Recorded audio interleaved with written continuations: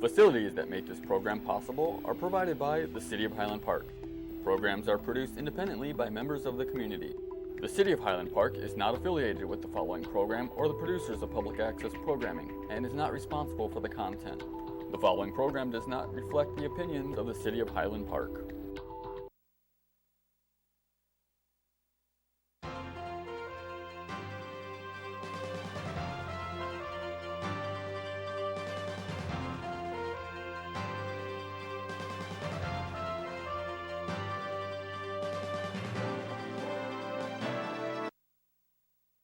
And welcome to Cahnmanns Current Events Roundtable. Today we're welcoming back one of my favorite guests. See, you're a favorite guest, Alan Minoff, who is a private investor in stocks and bonds. Even though we may not be talking about stocks and bonds, he knows a lot of politics. And we're going to be talking about Divided America, Part 2. Part 1, of course, was with Ron Montaigne, and he was more on the Democratic side. And today we have another side, the Republican side point of view. And I want to welcome you again, Alan. Great to have you. Thank you, Suzanne. Thank you for inviting me. Yes. And I just want to thank the Bluegrass Restaurant for having us today. And we always enjoy our meal there. And I get a lot of information from Alan by eating together. So again, thank you, Alan, for coming on the show. We want to start with some of the things that we've been hearing in the news, and one of them is back to the impeachment future. And Democrats are speaking of contempt, citations, subpoenas, executive privilege, hearings, and are the Democrats getting closer to impeachment in this country? And why are they doing it? Because people right now, they want to talk about infrastructure. They want to get away from all these things. We had the Mueller investigation for what, almost how many months? Or 30 months. 30 months. 30 months, $30 million, I believe. 30? Wow. Of taxpayer dollars. Okay, we paid this guy $30 million, and all he said was there was no collusion and no collusion by the Trump administration. Or the Russians or whatever. Didn't say the Russians were innocent. Just said there was. The Trump administration did not collude with the Russians about anything to do with the 2016 the Russians could have been not innocent, but anyway, they want to start again with impeachment. And the people are kind of tired of this. I'm not just talking about Republicans, I'm talking about Democrats as well. I hear it all the time. We're in a current event roundtable discussion group together, and I know you have your own one in Wilmette, and mine, of course, is in Highwood. And I think the people are getting tired of it. What's going on, Alan? Why impeachment after the Mueller investigation, where it showed there was no, collusion? How do you impeach somebody? They have to be a criminal to impeach. So let's talk about it. Well, my feeling is that the Democratic Party, certainly the leadership of the Democratic Party, the failed candidate from 2016, never reconciled themselves to the fact that they lost the 2016 election. They were so sure that Hillary Clinton was going to be the president. And every poll, 99% of the polls, the day before Election Day, said that Hillary Clinton was going to win. It was like Dewey, right, in the Truman. Well, sort of. Because they already had the headlines. They had the headlines. Yeah.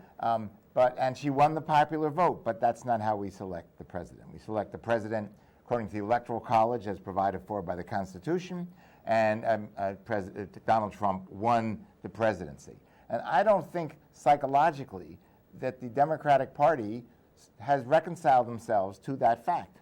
So they, certainly some of them, Nadler being a prominent example, has not accepted that Trump is the president. Now, it's only a year and a half before we get another election, and this is the kind of issue that should be decided at the ballot box. That's why we have elections. Even though one team is highly favored in a sporting event, you still play the game, and let's see what happens. So we're going to have another, they're going to get another bite at the apple next year in November, and we'll see. We may get a new president or we may not. But Nadler is not going to give up, and he will, regardless of the fact that the Constitution provides, relatively undefined, that impeachment is for high crimes and misdemeanors. What does that mean? A lot of interpretations are available what that means. But there's no evidence that Trump, like him or not like him, has done anything to justify impeachment under high crimes and misdemeanors, and for sure the Senate, currently controlled by the Republicans, and also which requires, I believe, a 2/3 majority for impeachment, is not going to impeach the president. So this is just a waste of time. And also the Russians have been, I mean, in the Obama administrations, the Russians kind of creeped in all the elections we've had other countries trying to, mooch into our elections. It wasn't the Russians, it was the Chinese, it was so many different people. And, the whole idea of this,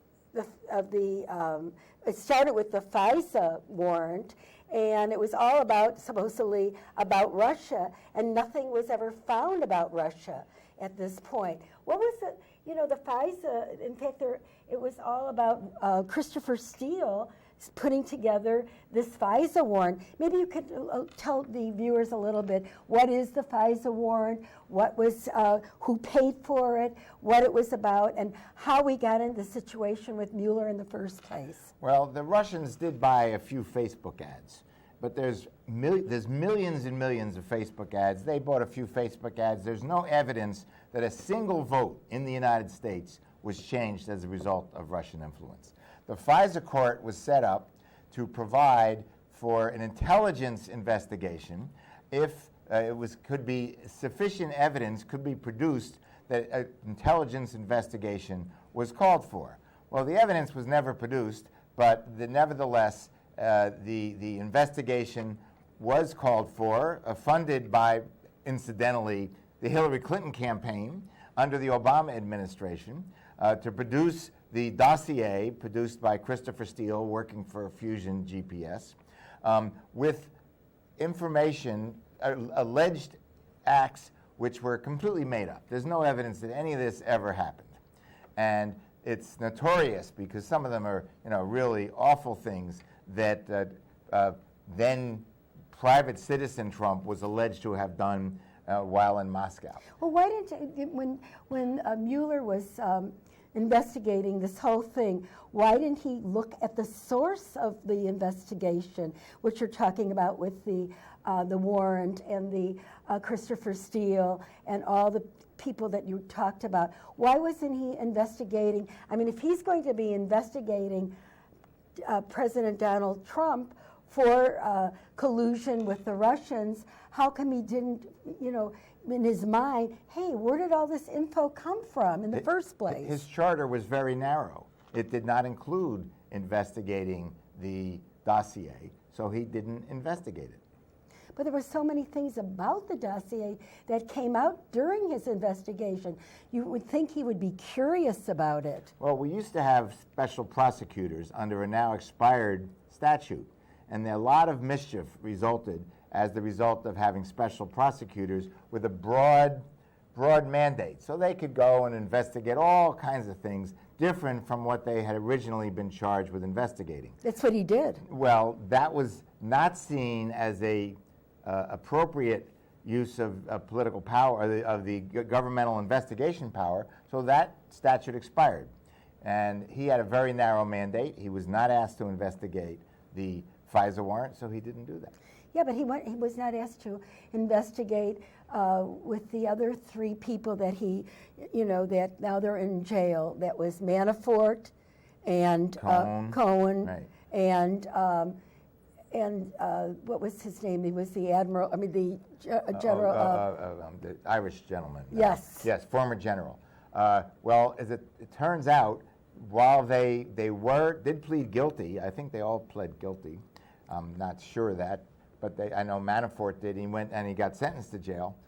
What they pled guilty for had nothing to do with the campaign or with the Trump administration. Manafort was convicted of acting on behalf of the Ukraine prior to the 2016 campaign, and not registering as a foreign agent. And it had nothing to do with it. Nothing to do with it. Right, they had nothing to do with it. So he was investigating things that had nothing to do with the war in the beginning. That's why, I mean, the reason they were investigating, and then they kept investigating all these different people, and yet didn't investigate. The most important thing was how this mandate and how this started in the first place with the FISA warrant, or dossier as they call it. Well, unfortunately, it was not a particularly impartial investigation, because Mueller and everybody on his staff were Democratic operatives who hated Donald Trump. So they were looking very, very, very, very hard to find something to pin on Trump. If Trump had used the wrong fork at a state dinner, that would have been cited as a presidential error. But they couldn't, certainly with respect to collusion, they couldn't find anything. With the other half that they said, well, they couldn't exonerate him, which means clear him, but they said we couldn't find anything that was a criminal. Just like in a trial, the defendant is never found innocent. The defendant is found not guilty or not guilty. Yeah, in fact, Alan Dershowitz just came on and said a prosecutor, and Alan Dershowitz happens to be a Democrat, and he happens to be a professor at Harvard University, or former professor, I don't know, he may have just retired, and he said was that a prosecutor should never go beyond publicly to closing that there is insufficient evidence to indict. No responsible prosecutor should ever suggest that the subject of the investigation might be indeed guilty, even if there was insufficient evidence or other reasons not to indict. And that statement went well beyond his authority as special counsel and shows that he had a motive to help the Democrats here. Yes, well, the prosecutor's job is not to render judgment. That's the jury's job if there's a trial, or the House of Representatives, well, the House of Representatives indicts for impeachment. The Senate acts as the jury for impeachment. But Mueller took it upon himself to throw in all this extraneous precatory language, giving his opinion, which was not part of his charge. It's interesting. And now, because he said that, the Democrats feel that now he was trying to tell them something, since he couldn't indict because he was just a prosecutor, that now it's the Congress can do it. But when I heard his speech, and to me it didn't sound like that. How do they interpret that from his speech? I mean, Mueller's short statement, very short statement, and then said, "I'm going away, 5 minutes, I'm done, and I'm goodbye." not taking any and questions. No questions. No questions. How did they get out of a 5-minute speech all this interpretation? Well, the two-pronged answer. The first answer is that in the 2018 election, the Democrats took control of the House. So it's not expected that there's going to be any significant legislative achievements through the 2020 presidential election. So nothing's going to happen the next 2 years. Some people see that as a plus. Other people don't. And I guess if there are things that are truly necessary, flood relief, when Illinois has been so impacted by the floods, that isn't a really very highly partisan issue. Everybody agrees that the flood relief should be done. But if there's anything that's partisan, nothing's going to happen.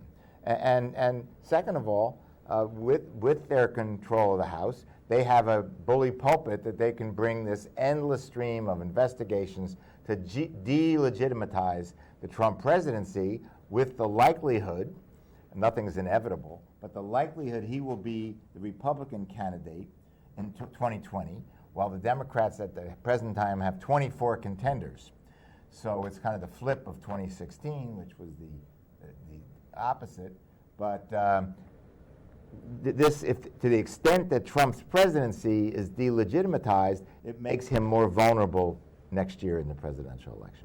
Okay, so it's all being done for political purposes. Political theater, yes. It's political theater that we're hearing, so that's why nothing. And what about, like, you know, which is really happening right now, and they're not doing anything about it, is the immigration. The laws need to be changed. All these, how many migrants from El Salvador, from Nicaragua, Guatemala, Central America. Central America. How San many? Sal. Oh my God! How many to this date do you think has arrived? Well, in May, just last month, 110,000 people crossed the border, were detained. Most were quickly released and told to come back. And at the present time, this court for immigrants is backed up 4 or 5 years, and then they can go, and they are released. There are charities, the Catholic charities in particular, which bus them or fly them to cities and open the door, and out they go. Will they show up? Most of them don't show up. I mean, it's a big country. It's like 315 million people. Well, where are we going to put everybody? Well, it's a big country. Most of it's empty, but that's not the government doesn't put them anywhere. And in fact, in many states, certainly in California, illegal immigrants get medical care free. They get, in every state, as far as I know, the children get free education. They show up at the public school, they get educated. They show up at a hospital, they're sick, they get treated. So there's a lot of free stuff. And yet people here, I have a family member that's on Medicaid right now, who has she has a daughter that's not, you know, that has lots of problems, and she has so many problems trying to get into a doctor that will take Medicaid. I mean, how are all these people going to get serviced by doctors when people here that have Medicaid, even people that are on Medicare, you know, sometimes has to wait weeks to get seen by a doctor, and all of a sudden we have hundreds, thousands of people coming here from all these countries illegally, bursting here in our seams, and all of a sudden they're going to get taken care of before the people here in our own country gets taken care of. The legislation promising Medicare and Medicaid, and especially Obamacare from the last administration, has made great promises that the facilities and the personnel, with respect to medical personnel, doctors in particular, there are not sufficient to meet. And the government doesn't guarantee that because you have a right to some services, if you're an illegal alien, that nevertheless that the government can necessarily provide. Now, with respect to public education, this is not the federal government, which doesn't provide public education. This is local school districts. And children show up, they get to go to school, but where's the money come from? From the mostly property taxpayers. I mean, we need to start taking care of people in our country that are here as citizens. I know as a Medicaid patient myself, my rheumatologist, he gives me between 7 minutes to 10 minutes.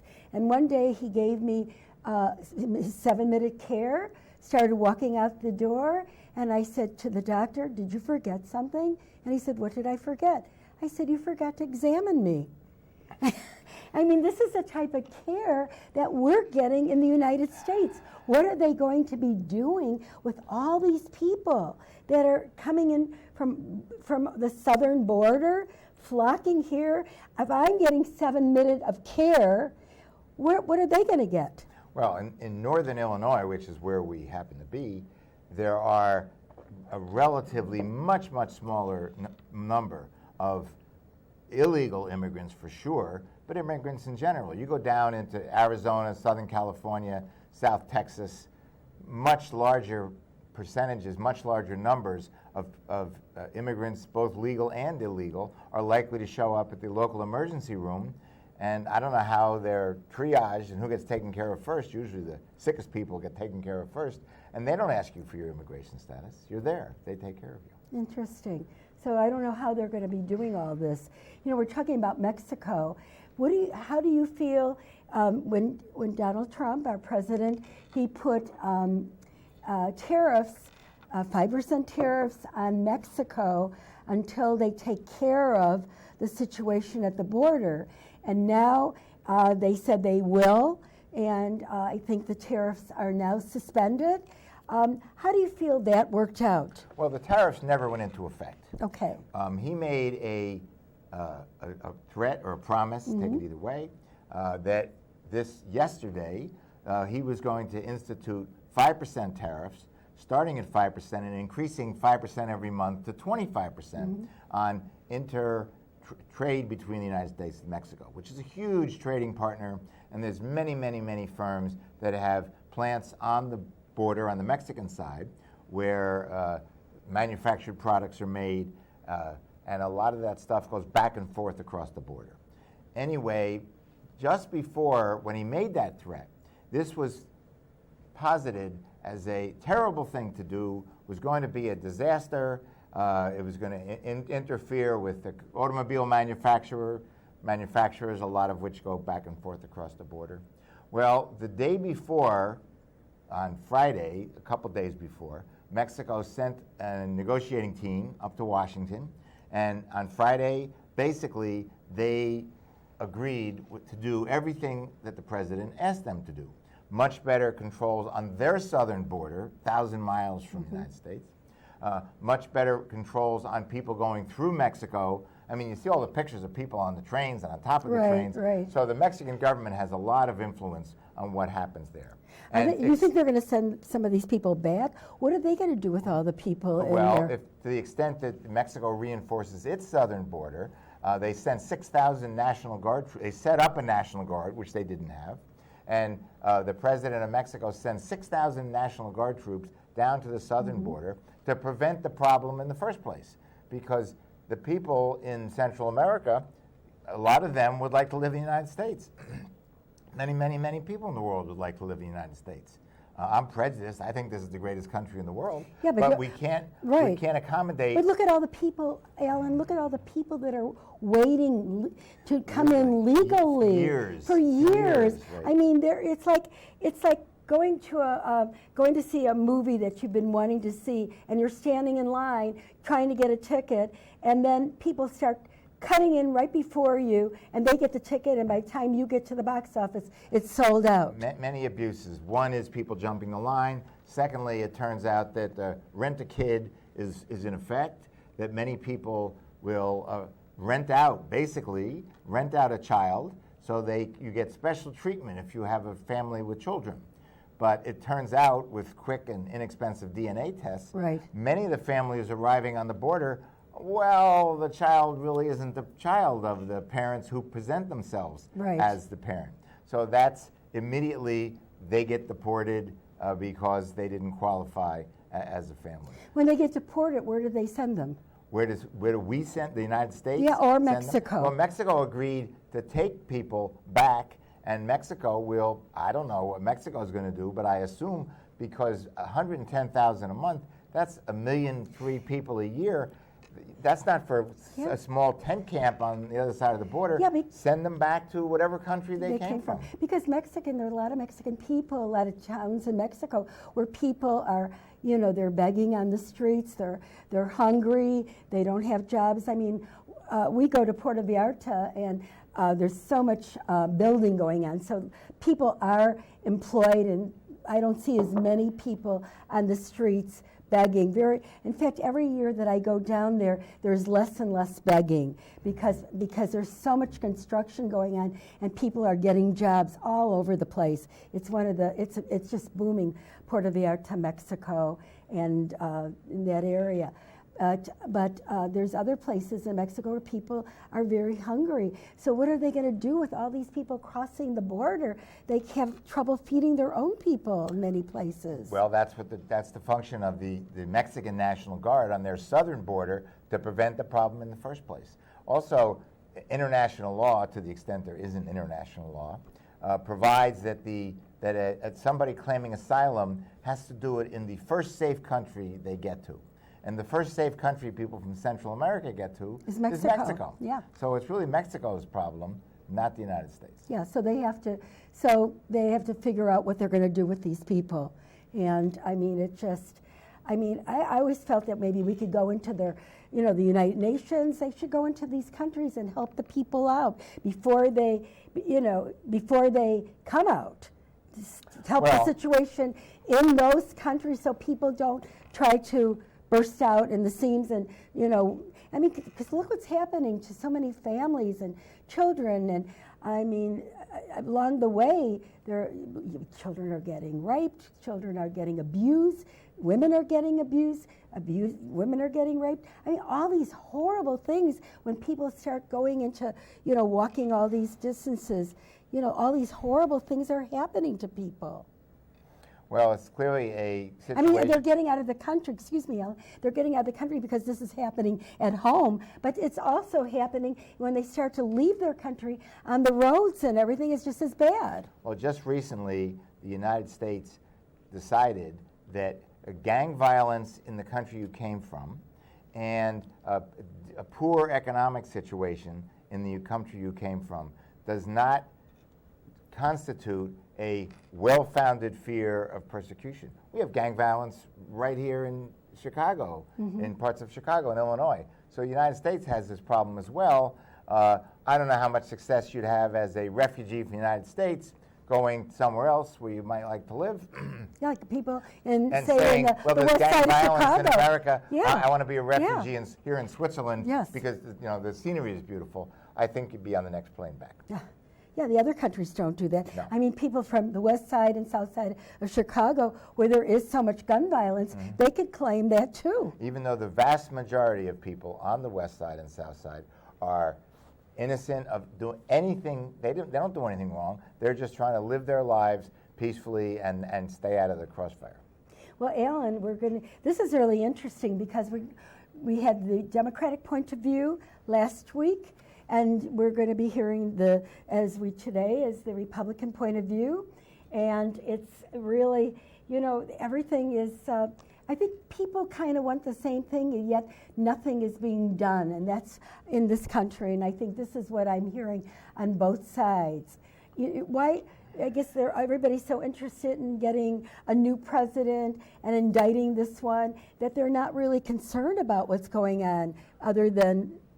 Well, I did not have the benefit of seeing the program with Mr. Montagna. So I don't know what he said, so I'm not responding to anything he said because I haven't seen it. Exactly. I might take exception of when you say nothing is being done.